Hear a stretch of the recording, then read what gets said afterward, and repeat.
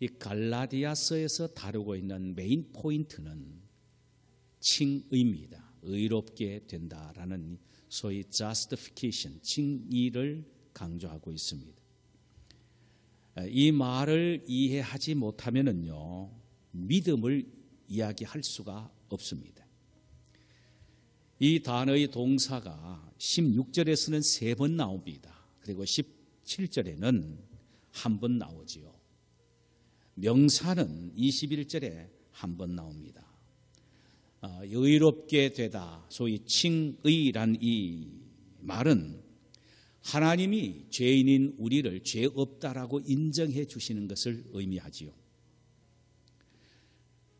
그러니까 예수 그리스도의 십자가의 피 흘림을 담보로 해서 우리에게 믿음을 조건으로 해서 우리로 하여금 믿게 함으로 의롭게 되는, 의롭다라는 칭함을 받게 된다는 것입니다. 예수가 나를 위하여 십자가에 피 흘려 죽으셨다라는 이 사실을 믿을 때 그 믿음을 전제로 해서 의롭게 하신다는 말씀이에요. 이 칭의라는 말은 법정적 용어입니다. 이를테면은 재판관이 피해자에게 너 죄 없다라고 무죄를 선언하는 것과 같이 영적인 면에서 영혼의 재판장이시는 하나님이 우리 대신 예수님이 십자가에 피 흘려 죽으심으로 우리 죄값을 지불하셨기에 우리에게는 죄 없다 이렇게 무죄를 선언하는 것이 칭의입니다. 일사부재의 원칙도 이 세상의 재판에 적용되거늘 영적인 재판관인 하나님께서도 한번 의롭다라고 인정하는 것은 결코 취소함이 없습니다. 우리가 설령 이 세상 살아가면서 죄를 범한다 하더라도 우리는 본질적으로 의로운 사람이 된 것입니다. 하나님이 우리를 그렇게 선언하셨습니다. 그런데 사도 바울 당시에 갈라디아 교인들을 현혹시키는 거짓 스승들이 있었습니다. 그들이 주장한 것은 사람이 믿음으로만 의롭게 되는 것이 아니라 여기에 플러스 소위 율법을 지키는 일이 가미가 되어야만이 의롭게 된다 이렇게 주장했습니다. 여기에 대하여 사도 바울 선생은 하나님이 위하여 주어진 칭의는 우리의 어떤 노력이나 우리의 공로가 요구되는 것이 아니라 오직 하나님이 은혜로 일방적으로 선언한 자기 결정이라고 말을 합니다. 그래서 바울은 이 믿음에 대한 칭의 교리를 16절에서 3번씩이나 17절에 한 번, 21절에 한 번 이렇게 언급하면서 거짓 스승들을 공격했습니다. 이 말을 듣던 거짓 스승들은요, 바울에게 시비를 겁니다. 오늘 조금 신경을 써서 들으셔야 할 것입니다. 시비를 거는데 17절과 18절이 시비 거는 핵심입니다. 만일 우리가 그리스도 안에서 의롭게 되려 하다가 죄인으로 드러나면 그리스도께서 죄를 짓게 하는 자냐? 결코 그럴 수 없느니라. 만일 내가 걸었던 것을 다시 세우면 내가 나를 범법한 자로 만드는 것이라. 이 내용이 참 어렵습니다. 그러나 잘 들으면 여러분이 아주 쉽게 이해가 갑니다. 이것은 사도 바울이 하는 말인데 이 바울이 하는 이 말씀 속에는 거짓 스승들이 두 가지 시비를 거는 내용에 대한 응답에 대한 그 이야기가 오늘 17절과 18절입니다. 거짓 스승들은 두 가지 면에서 시비를 겁니다. 하나는 예수님에게 책임을 돌리려는 의도로 시비를 걸고 또 하나는 사도 바울에게 책임을 돌리려는 의도로 시비를 겁니다. 우선 예수님에게 책임을 돌리려고 시비를 거는 내용은 이렇습니다. 만약에 율법의 행위가 아니고 단순히 예수를 믿음으로 의롭게 된다는 교리를 주장한다면 이 교리는 인간의 도덕적 책임에 대한 감각을 치명적으로 약화시키게 되는 것이 된다는 것입니다. 이를테면 인간은 쉽게 죄를 짓게 될 것이고 결국은 인간이 율법을 파괴하는 것을 실제로 도와주는 것이 되어버리는 것이 바로 예수님이라는 것입니다. 그런 면에서 보면은 예수를 믿음으로 의롭게 된다는 이 진리가 오히려 예수님으로 하여금, 그리스도인으로 하여금 죄를 짓도록 방조하고 자극하는 책임자 내지 죄를 짓게 하는 방관자가 된다라는 것입니다. 그런데 책임을 그리스도에게 맡기는 모순된 질문을 하는 것입니다. 여기에 대해서 바울은 펄쩍 뛰면서 분노하면서 이렇게 대답합니다. 결코 그럴 수 없다. 그리스도가 인간이 죄를 짓게 하는 책임자로 몰아붙여서는 천부당 만부당 않는 일이다. 만약 의롭게 된다는 이 칭의의 은혜를 받은 것이 인간이라면은 그 은혜를 받은 인간이 억지로 고의적으로 죄를 짓는다는 것은 있을 수 없는 것이다. 그 고의적으로 억지로 짓는 죄가 어떻게 예수님이 죄를 짓도록 조장하는 분으로 책임을 돌릴 수가 있느냐? 천부당 만부당한 일이다. 그것은 의롭게 된 자인 우리가 죄를 짓는 우리 자신이 책임을 돌려야 되고 우리 자신이 문제가 있다는 것입니다. 그리스도에게는 문제가 하나도 없다는 것입니다. 이렇게 말하면서 거짓 스승들의 외침을 반박합니다. 또 그들이 바울에게 거는 또 하나의 시비거리는 바울 자신에게 책임이 돌아가야 된다는 것입니다. 바울은 자꾸 이 칭의의 교리를 드러내므로 그리스도인으로 하여금 죄를 짓도록 부추긴다는 것이다. 부추긴다는 것입니다. 그 내용은 이렇습니다. 만약 행위를 말하지 않고 믿음만으로 의롭게 된다는 말을 자꾸 하게 되면은 그것은 죄를 자꾸 짓도록 부추긴다는 것입니다.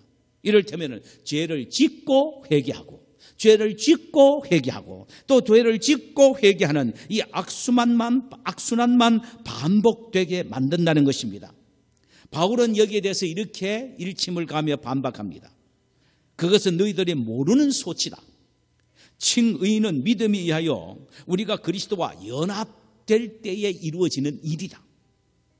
의롭게 됐다고 인정함을 받은 사람은 내적으로 그리스도와 연합이 될 때 변화가 반드시 일어나게 된다는 것입니다. 매일매일 삶 속에 변화를 경험하고 변화를 체험하며 변화가 일어나는 삶을 사는데 어떻게 그 옛날의 죄의 습성대로 돌아가서 옛날처럼 죄를 범할 수가 있느냐라는 것입니다. 너희들은 자꾸 내가 믿음에 대한 칭의를 이야기하니까 그리스도인들이 도덕적으로 자꾸 책임감 없이 죄를 범하여 옛날로 돌아가고 있는데 이거 바울 자신이 책임이다. 이렇게 나를 공격하는데 그게 아니라는 것입니다. 왜냐하면은 칭의된 자는 반드시 성령의 감동과 감화에 의해서 마음속에 의로운 삶을 살기를 노력하게 되고 죄를 멀리하게 된다는 것입니다. 만약에 이걸 무시하게 된다면 그는 진정으로 믿어서 칭의의 은혜를 받은 사람이 아니라는 것입니다. 바울은 여기에 대해서 아주 단호하게 이야기합니다. 칭의된 자는 고의적으로 의지적으로 죄를 지어 십자가를 욕되게 할 수가 없다라는 것입니다. 절대로 그렇게 할 수 없다는 것입니다. 왜냐하면 성령이 그리스도와 연합시켜서 그리스도의 십자가의 피 흘림의 죽음을 내 것으로 받아들이게 해서 의롭게 만들어주신 이상 어떻게 우리가 고의적으로 죄를 범할 수가 있고 반복적으로 고의적으로 의도적으로 죄를 범할 수가 있느냐? 천부당 만부당한 일이라는 것입니다. 반드시 칭의받은 자는 변화가 있다는 것입니다. 내적 변화가 있고 그것이 삶을 통하여 변화가 나타나게 되어 있다는 말입니다. 그는 이 변화를 설명하기 위해서 그 다음 이어서 사용하는 단어가 죽음과 부활이라는 용어를 사용합니다. 마치 죽음과 부활이 극대 극이듯이 칭의된 자는 반드시 옛사람은 죽고 새 사람으로 태어났기 때문에 틀림없이 눈에 나타나는 변화가 있다라는 것입니다. 즉 칭의받은 자는 아무렇게나 살 수가 없고 다음과 같은 삶을 살게 된다라는 것입니다. 다음과 같은 변화의 삶을 살게 된다라는 것입니다. 그것이 19절에서 20절입니다. 19절 보면은 내가 율법으로 말미암아 율법에 대하여 죽었나니 이는 하나님에 대하여 살려 함이니라.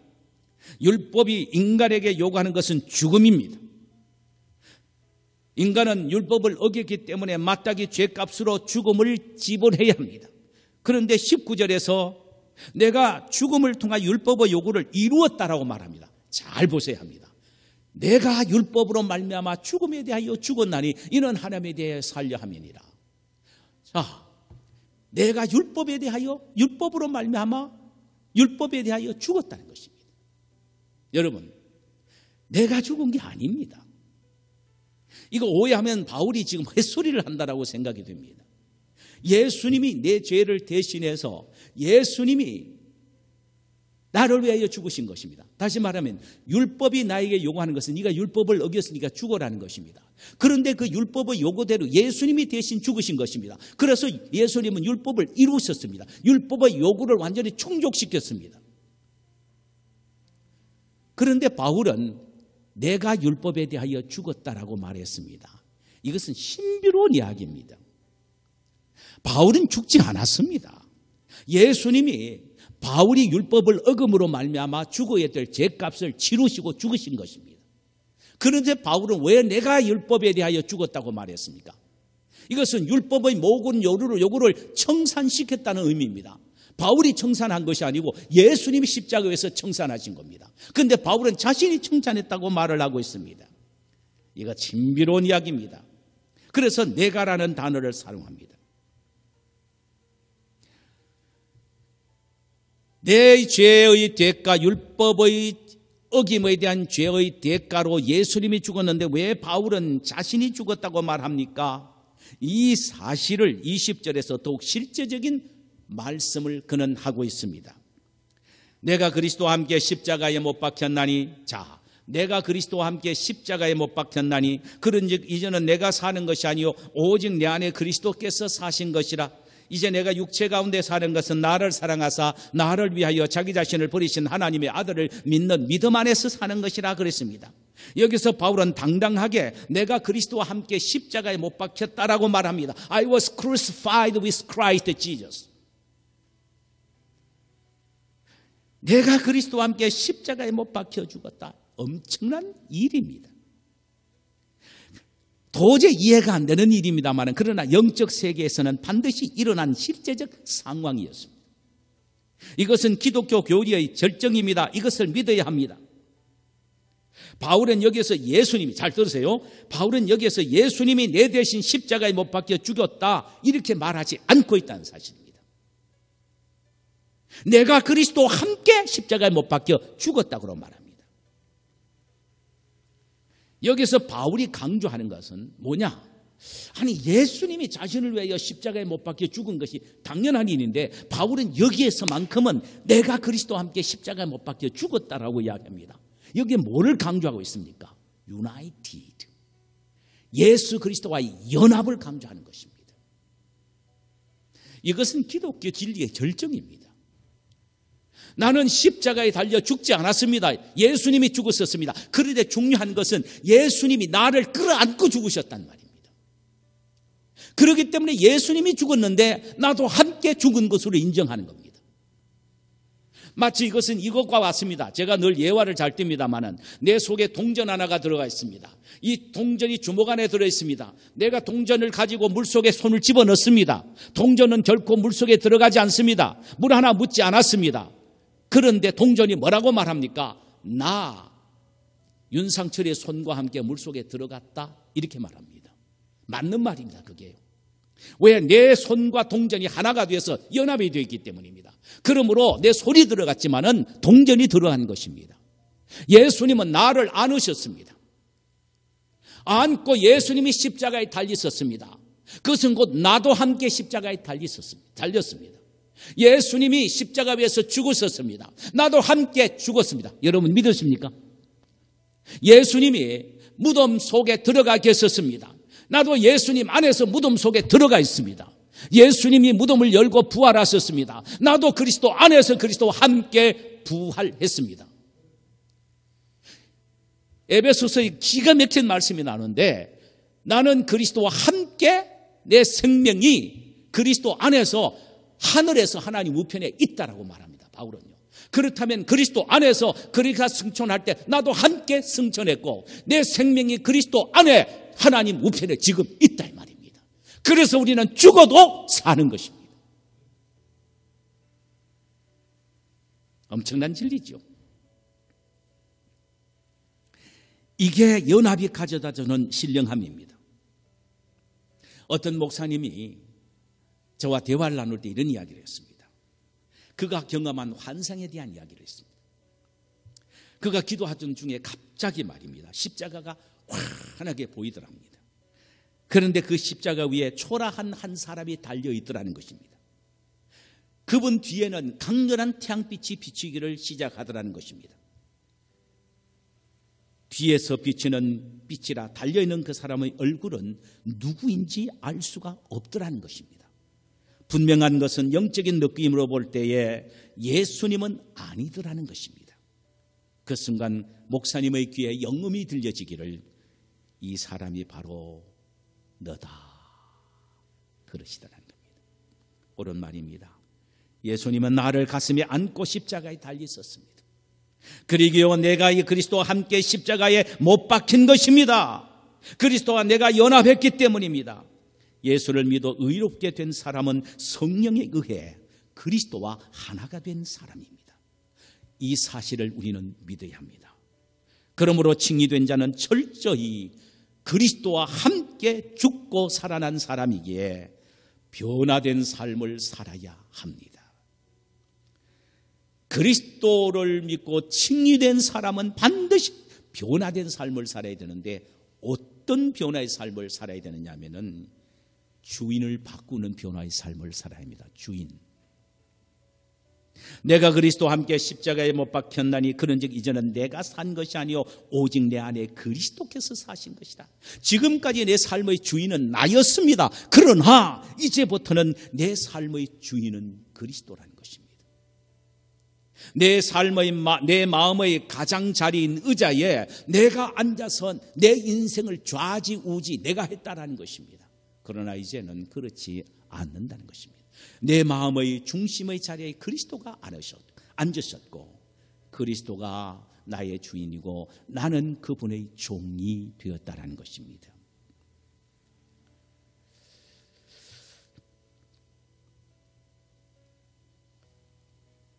예수님이 내 대신 죽으심의 은혜 때문에 나는 내가 지금까지 앉았던 마음의 가장자리, 중심의 자리에 의자에 주님이 앉으셨습니다. 이건 당연한 것입니다. 이것이 바로 칭의받은 사람의 삶의 태도입니다. 여러분은 여러분의 인생의 삶의 주인이 여러분이십니까? 주님이십니까? 그런데 우리의 삶의 현장에 일어나는 실제적인 문제는 다르다는 것입니다. 반드시 칭의된 자가 자신의 삶의 주인을 주님으로 모시고 주님의 명령에 따라 살아야 되는데 어떤 때는 보면 주님은 저 구석으로 밀쳐놓고 내가 내 인생의 삶의 주인, 내 마음의 중심의 자리에 앉아서 주인 행세하고 있다는 사실입니다. 이것이 참 현실적으로 실제 상황에 일어나는 우리의 고민입니다. 그럼 왜 실제적으로 주님을 주인으로 모시지 못하고 있습니까? 이유는 어디 있습니까? 데이빗 시몬이라는 사람이 그의 저서 치유하시는 하나님의 은혜라는 저서에서 이 부분을 참 클리어하게 설명을 해주고 있습니다. 그는 이런 말을 했습니다. 습관적인 자기 의존심 때문이다. 습관적인 자기 의존심 때문이다. 그 책에서 말하기를 그는 인간은 지금까지 인생을 살아오면서 내가 내 자신을 믿고 살아왔으며 그것 때문에 엄청난 손해를 보았는데도 불구하고 자신의 경험을 믿고 자신의 지성을 믿고 자신을 신뢰하며 살아난다는 것입니다. 이 타락한 본성이 우리로 하여금 철저히 자신을 의지하게 만든다는 것입니다.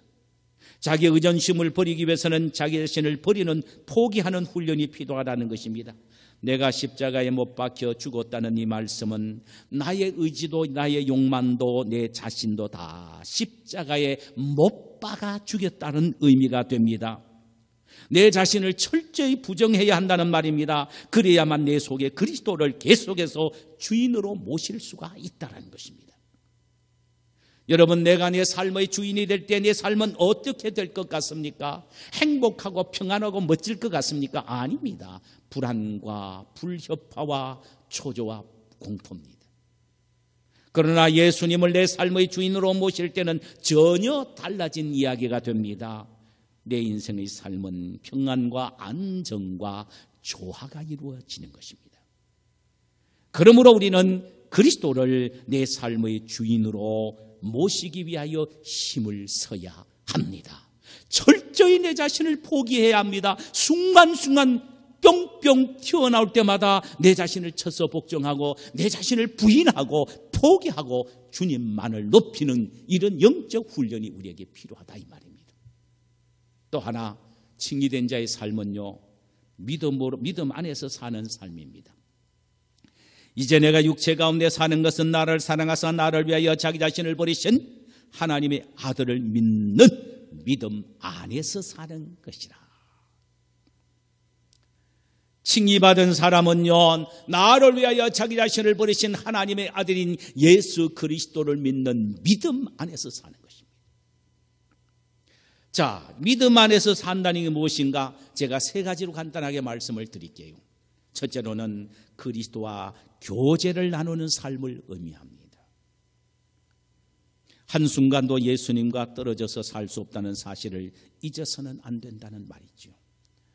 내가 그리스도와 연합되어 있기 때문에 연합된 자답게 그분과 하나가 되는 삶을 살아야 한다는 말입니다. 연합을 로마서에서는 결혼으로 비유를 했습니다. 한 남자가 한 여자와 결혼한다는 것은 연합했다는 말입니다.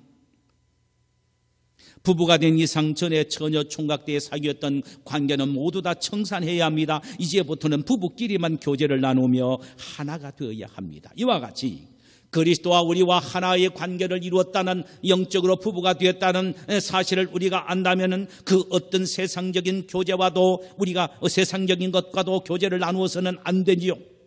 늘 그리스도만 생각하고 그분과만 교제를 나누면서 살아야 합니다. 내 안에 그리스도께서 사신다는 이런 의식을 늘 가져야 합니다.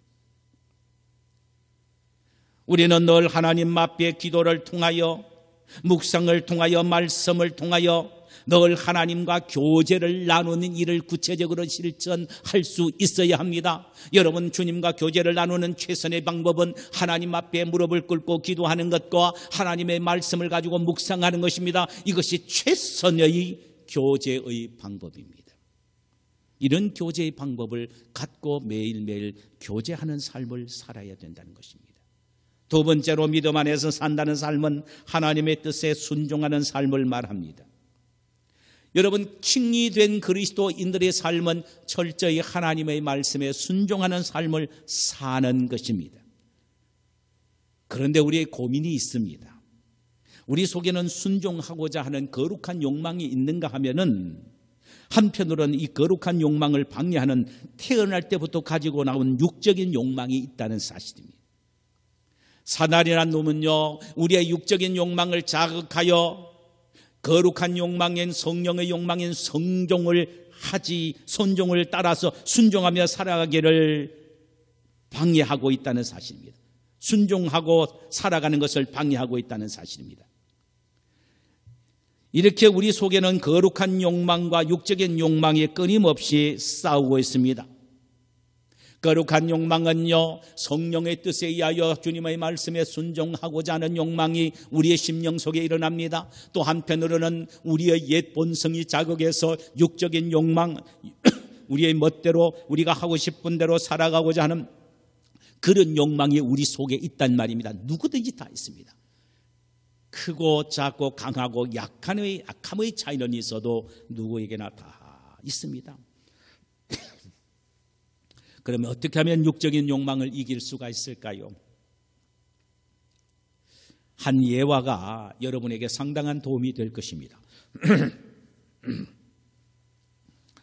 한 인디안 노인이 자기 손자에게 인생을 승리하며 살아가는 방법을 이야기를 했습니다.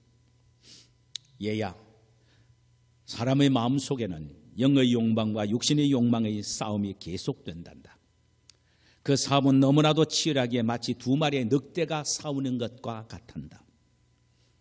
하나는 악마와 같은 놈인데 분노와 시기와 미움과 질투와 탐욕과 악한 정욕과 죄, 의식과 교만을 나타낸단다.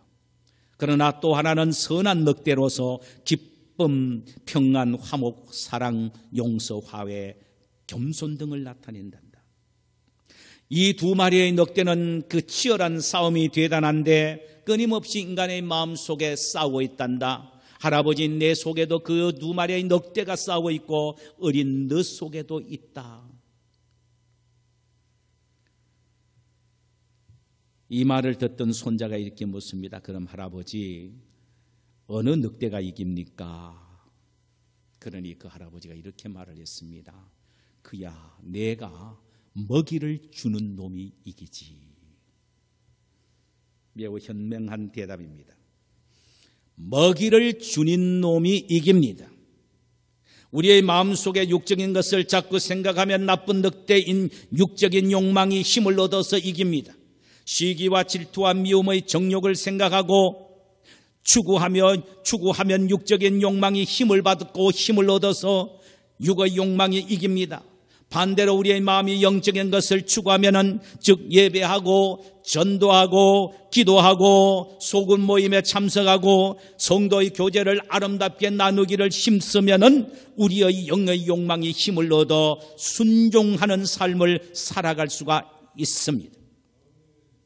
칭의된 성도들은 육의 욕망에 순종하고자 하는 육적 욕망보다 근본적으로 영의 욕망에 따라서 순종하고자 하는 영적인 욕망이 더 크다는 사실을 알아야 합니다. 그러므로 우리는 영의 욕망이 힘을 강화하도록 하기 위하여 영의 양식인 말씀은 부지런히 묵고 묵상해야 합니다. 그때 영의 욕망이 힘을 얻고 힘을 받아서 육적인 욕망을 압도하게 되는 것입니다.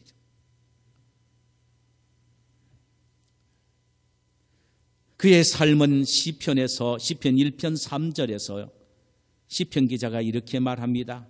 마치 시냇가에 심은 나무가 철을 따라 열매를 맺으며 그 잎사귀 마르지 아니함과 같으니 그가 하는 모든 일이 다 형통하는 복을 받게 되는 것입니다. 이것이 바로 믿음 안에서 사는 삶입니다. 마지막 하나는 십자가 지는 삶입니다. 우리의 죄를 청산하신 십자가는 예수님만이 지셨습니다. 잘 들으세요. 우리의 죄를 청산하신 골고다 십자가만은 예수님이 지셨습니다. 그러나 우리는 우리의 삶의 현장에서 하나님의 뜻을 이루고 주의 몸된 교회를 섬기고 우리의 영적 성수를 위하여 남겨놓은 십자가는 우리가 져야 합니다. 예수님은 누구든지 나를 따라오려거든 자기의 십자가를 지고 나를 쫓으라고 하셨습니다. 이는 우리에게 남겨놓으신 십자가가 있다는 말씀입니다. 사도 바울은 하나님이 당신의 몸된 교회를 위하여 내 육체에 채우도록 하기 위하여 고난을 남겨놓으셨다라고 말을 했습니다. 그렇다면 그리스도인들에게 있어서 십자가는 반드시 져야 하는 필연적인 필수품입니다. 그러므로 매일 우리의 삶 속에서 져야 할 우리의 십자가가 있음을 믿어야 합니다. 아이고 예수 믿는데 왜 이렇게 십자가가 많나? 그렇게 말하면 안 됩니다. 예수 믿는 그 순간부터 우리는 우리 인생을 살아가는데 필요한 모든 종류의 십자가가 있습니다. 그러나 이 십자가는 결국은 우리의 영육의 유익을 위해서 하나님이 허락하는 우리에게 주어진 십자가입니다. 30년 동안 그리스도의 역할을 맡아 액션을 했던 연극 배우가 있는데 그가 앤톤 레인저입니다. 그는 자신이 그 연극할 때 사용하던 모든 종류의 소품들을 무대 위에다 다 전시해 놓고 연극을 하지 않을 때는 모든 사람에게 공개를 했습니다. 미국에서 여행을 간 한 부부가 그곳에 들러서 무대 중앙에 있는 십자가를 남편이 대신 찍고 아내가 카메라를 찍어서 담으려고 했습니다. 그런데 남편이 올라가서 십자가를 딱 드니까 끄떡도 하지 않습니다. 얼마나 무거운지요. 충격을 받습니다. 바로 그 순간 앤톤 레인저가 무대 위를 터벅터벅 걸어 올라왔습니다. 남편이 묻습니다. 아니 안톤 씨, 이것은 영국의 소품인데 왜 이렇게 무겁습니까? 이렇게 무거워야 할 이유가 어디에 있습니까? 잘 들어보세요. 그때 안톤 레인저가 이렇게 대답을 했습니다. 만약 이 십자가의 무게를 제가 느낄 수 없었다면 나는 이 역할을 감당할 수가 없었을 것입니다. 무엇을 의미합니까? 진정한 그리스도인은 십자가의 사람이므로 십자가의 무게를 느끼며 살아가는 사람이라는 것입니다. 제가 어제요, 위키페디아라는 그런 그 잡지에 들어가서 예수님이 지신 십자가의 무게가 어느 정도 되느냐라고 한번 쳐봤습니다. 여러분, 135kg라고 적혀져 있습니다. 그러니까 제가 지금 몸무게가 한 68kg 되는데 저 몸무게의 배라는 말입니다. 저와 같은 두 사람의 몸무게의 십자가를 지고 갔다는 말입니다. 우리가 인생을 살아가면서 생의 십자가를 만나 그것이 무겁고 힘들 때면 우리 모두는 갈보리의 십자가 앞으로 나가야 할 것입니다. 주님이 달리신 십자가를 바라보아야 할 것입니다. 그때 주님을 눌리고 있는 십자가의 무게를 우리 모두는 느낄 수 있을 것입니다. 저 무거운 십자가는 바로 나의 모든 죄의 무게임을 인식하게 될 것이며 그 순간 우리는 내가 짚고 있는 십자가를 원망불평할 것이 아니라 주님의 십자가를 바라보며 가슴을 치며 회개하게 될 것입니다. 교회를 섬기다가 십자가의 고통을 느끼게 될 때에 우리는 곧장 갈보리 십자가 앞으로 나가셔야 될 것입니다. 그래야 할 때 주님의 십자가의 무게에 비하면은 나의 십자가는 아무것도 아님을 느끼게 될 것이며 오히려 부끄러움과 감사함으로 기쁨으로 그 십자가를 다시 지고 갈 수 있게 될 것입니다. 주님의 십자가의 무게에 비하면은 내가 지고 있는 십자가는 가벼움을 느끼게 될 것입니다. 십자가 지는 삶은 바로 이런 삶입니다. 이것이 바로 믿음 안에서 사는 삶인 것입니다. 사랑하는 성도 여러분, 우리 모두는 그리스도와 함께 십자가에 못 박힌 사람들입니다. 이제는 우리가 주님의 자녀들로서 우리의 주인 되신 주님을 바라보며 주님을 우리의 마음속의 주인으로 모시며 살아야 할 것입니다. 그러므로 우리의 삶의 중심에 주님을 주인으로 모실 때에 우리는 주님이 주시는 힘과 능력으로 인생을 살아갈 수 있을 것 같습니다. 또한 우리의 삶은 믿음 안에서 살아갈 수가 있을 것이며 주님과의 주님 앞에서의 순종하는 삶을 살아갈 수가 있을 것입니다. 매일매일 삶 속에서 주어진 십자가를 지면서 살아갈 수가 있을 것입니다. 칭의된 우리의 삶은 바로 이런 삶입니다. 주님을 주인으로 모시는 삶, 믿음 안에서 살아가는 삶입니다. 이런 삶을 삶으로 우리 모두가 하나님이 기뻐하시는 그런 삶을 살아가는 이 사순절을 맞이한 그리스도인들의 삶이 되시기를 주님의 이름으로 축원합니다. 기도합시다. 찬송 한 장 부르십시다.